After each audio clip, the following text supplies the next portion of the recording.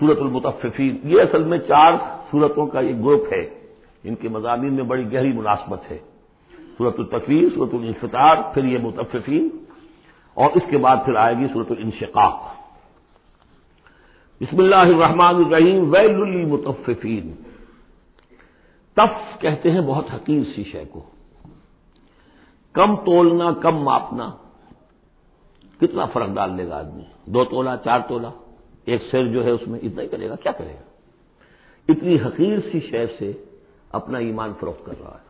تباہی ہے، بربادی ہے، ہلاکت ہے، ویل ہے، جہنم کی بدترین وادی ہے ان کے لیے جو کمی ڈالتے ہیں۔ مطففین الذین اذا اکتالوا علی الناس یستوفون، وہ کہ جب لوگوں سے ناپ کر لیتے ہیں تو پورا لیتے ہیں۔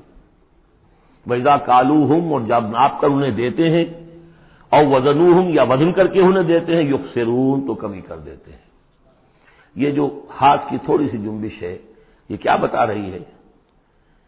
یا تو اسے یہ خیال نہیں ہے کہ اللہ مجھے دیکھ رہا ہے، یا اسے یہ خیال ہے کہ موت کے بعد جی اٹھنا نہیں ہے۔ سیدھی سیدھی بات ہے، 2 میں کی تیسری سوال کیا ہوگا؟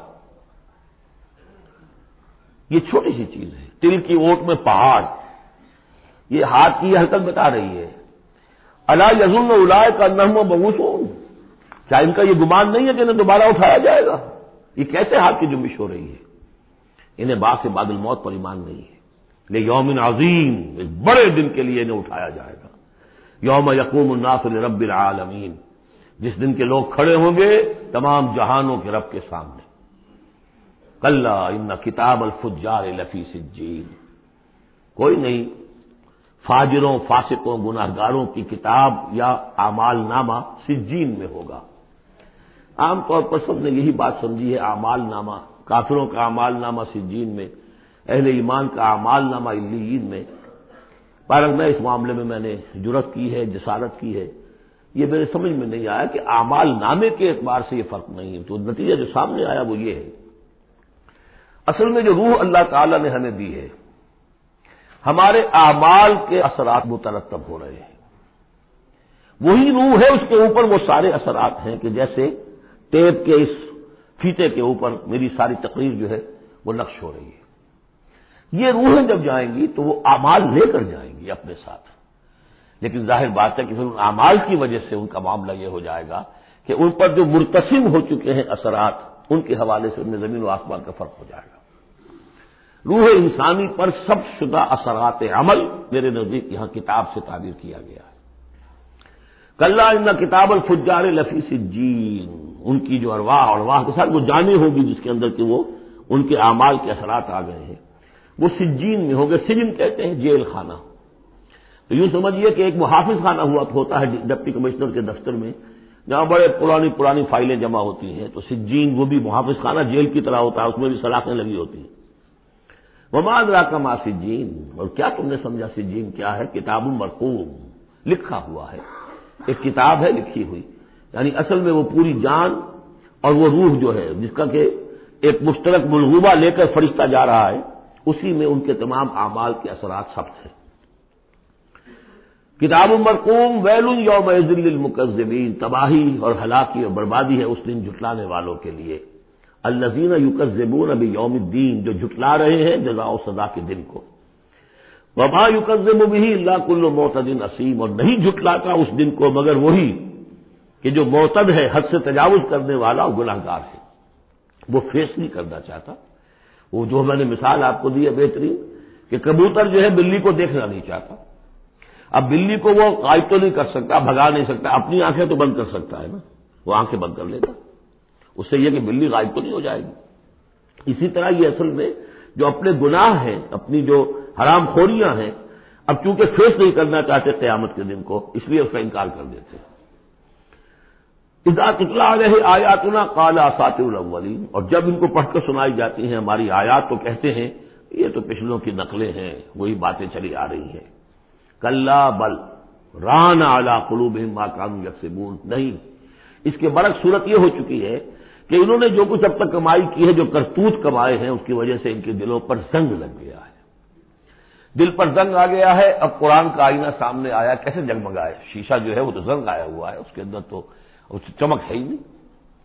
تو سمجھ لیجئے کہ یہ قلب جو ہے اس کے اندر جو روح ہے، اوپر کا شیشہ جیسے چمنی تھی، گلوب تھا، یا جیسے لالٹین کی وہ چمنی ہوتی تھی، اس پہ دھواں بہت آ گیا تو اندر کی روشنی باہر نہیں جا سکتی، باہر کی روشنی اندر نہیں جا سکتی، اندر وہ چراغ جل بھی رہا ہے تو روشنی تو نہیں آئے گی، دھواں آ گیا ہے، نہ باہر سے کچھ آئے گی۔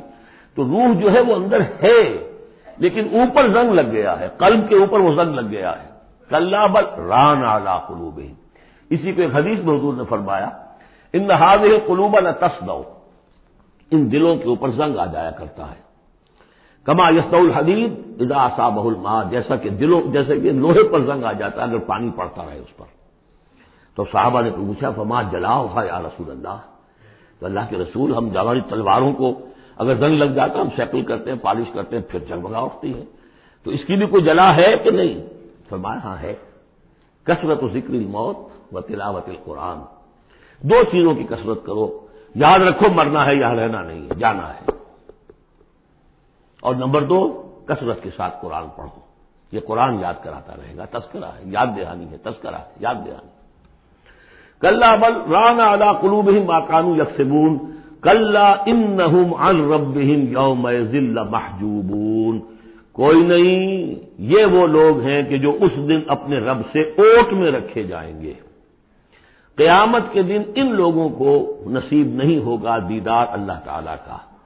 یہاں سے ثابت ہو رہا ہے کہ سورہ قیامہ میں جو کہا گیا ہے کہ وہ جو نیکوکار ہوں گے وجوہ یومئذ ناظرۃ الی ربھا ناظرہ، اہل ایمان کو عین میدان حشر میں بھی دیدار الہی کی یا اللہ کی کسی خاص شان کی کوئی ایسا مشاہدہ کرا دیا جائے گا جس سے کہ قیامت کے جو بڑے ہی سخت شدید جو مراحل ہیں ان کے لیے آسان ہو جائے۔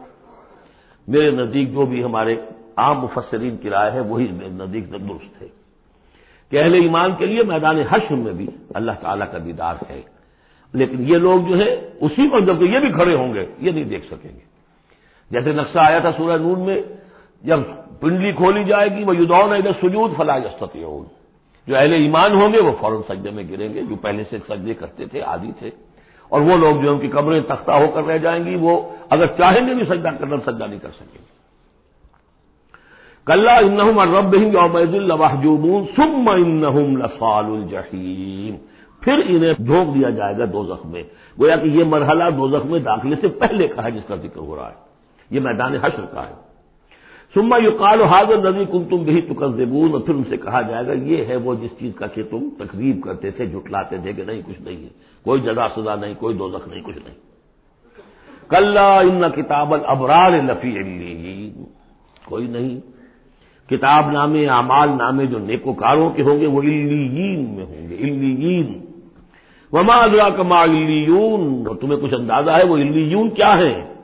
کتاب مرقوم یشہدہ المقربون، وہ جو کتابیں لکھی ہوئی ہیں، وہ جو ارواح ہیں جن کے اوپر وہ اپنے نیک اعمال ثبت کر کے لائے ہیں، وہ ہوں گے علیون میں، اور ان کو دیکھیں گے، وہاں موجود ہوں گے مقربین، ملائکہ مقربین ہوں گے کہ جن کا قرب انہیں حاصل ہوگا، انہیں رکھا جائے گا اس بلند مقام پر قیامت تک کے لیے۔ ان الابرار لفی نعیم، یقیناً نیکوکار نعمتوں میں ہوں گے، علی الارائک ینظرون، تختوں پر بیٹھے ہوئے دیکھ رہے ہوں گے، تعرف فی وجوہہم نظرۃ النعیم، تم دیکھو گے ان کے چہروں کے اندر تر و تازگی کی علامات ہیں۔ کوئی اچھی نعمتوں کے اندر ناز و نعم میں پلا ہو اس کا چہرہ کچھ اور ہوگا، جو بیچارہ آدھی پردی روٹی کھا رہا ہو، غذا پوری نہ مل رہی ہو تو اس کا چہرہ اترا ہوا ہوگا۔ یسقون من رحیق مختوم، اور وہاں انہیں پلائی جائے گی وہ شراب کہ جس پر مہر لگی ہوئی ہوگی۔ یہاں سے نام اخذ کیا ہے سیرت کی ایک کتاب جو لکھی ہے ہندوستان کے ایک اہل حدیث عالم دین نے، صفی الرحمان مبارک پوری، اور کتاب بہت عمدہ ہے، اس پر انہیں ایوارڈ بھی ملا ہے، شاہ فیصل ایوارڈ، اس اعتبار سے کہ واقعتاً احادیث کے حوالے سے سیرت، اور لیکن بہت ہی عمدہ اس میں سمجھتا ہوں کہ ترتیب ہے۔ رحیق مختوم، اب اس کا انگریزی میں ترجمہ بھی ہو گیا ہے۔ یسقون من رحیق مختوم، انہیں پلایا جائے گی وہ شراب کے جو جس کے اوپر مہر لگی ہوگی، اور مہر بھی کس چیز کی؟ ختامہ مسک، مہر ہوگی مشک کی۔ وفی ذالک فلیتنافس المتنافسون، اب چاہیے کہ اس چیز کے لیے لوگ جو چاہتے ہیں حاصل کرنا وہ اس کے لیے ایک دوسرے سے مقابلہ کریں۔ تم دنیا میں لگے ہوئے دوڑ، میں حاصل کر لوں، میں حاصل کر لوں، ہر ایک حاصل کرنے کے لیے ایک سیٹ ہے جس کا کہ اعلان ہوا ہے، اب ساری سفارشیں دنیا بھر کا چکر ہو رہا ہے کہ مجھے یہ ملازمت مل جائے۔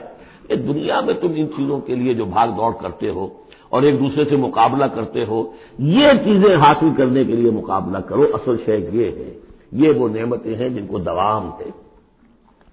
وفی ذلک فلیتنافس المتنافسون ومزاجہ من تسنیم، وہ شراب جو رحیق مختوم ہوگی اس کی بلونی ہوگی تسنیم سے۔ یہ تسنیم کیا ہے؟